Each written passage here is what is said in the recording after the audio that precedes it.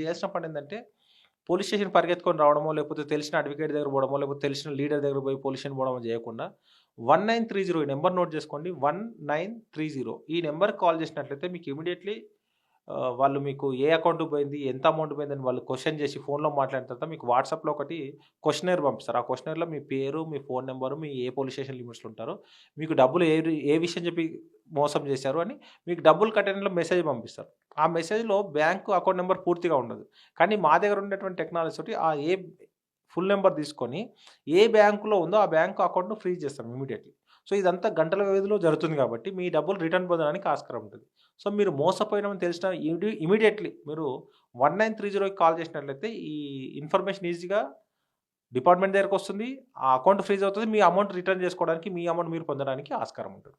అవును. మీ ఛానెల్‌లో చూసినప్పుడు ఒక కేస్ గురించి చెప్పారు సార్. 3-4 లక్షలు ఒక ప్ర ప్రైవేట్ ఎంప్లాయీ తను రిటైర్డ్ అయిపోయిన తర్వాత ఏదో ఈ కరెంట్ బిల్ కోసం ప్రెస్ చేసినప్పుడు లింక్ తన అకౌంట్‌లో నుంచి కట్ అయ్యాయన్నారు.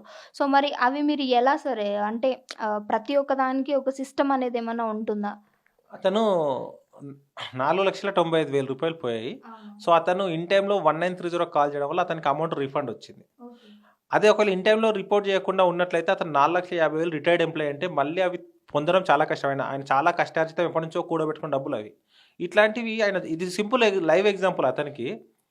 ఇమ్మీడియేట్‌లీ 1930 కాల్ చేసి మా దగ్గరకొచ్చి కంప్లెయింట్ చేశాడు. కంప్లెయింట్ రిజిస్టర్ అయింది. ఆ 1930 వల్ల కంప్లెయింట్ చేయడం వల్ల అక్యూజ్డ్ అకౌంట్‌లో హోల్డ్ అయింది. మళ్ళీ రీఫండ్ వచ్చింది అతనికి.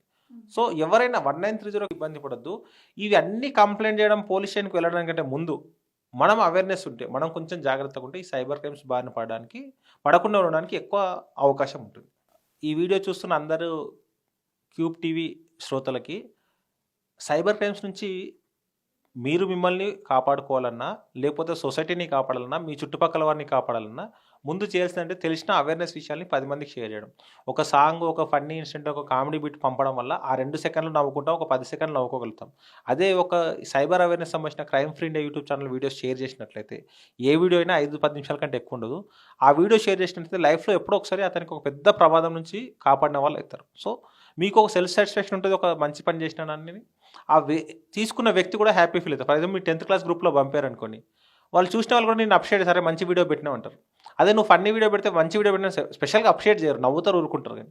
సో, మీకు ఒక సెల్ఫ్ సాటిస్ఫాక్షన్ ఉంటది.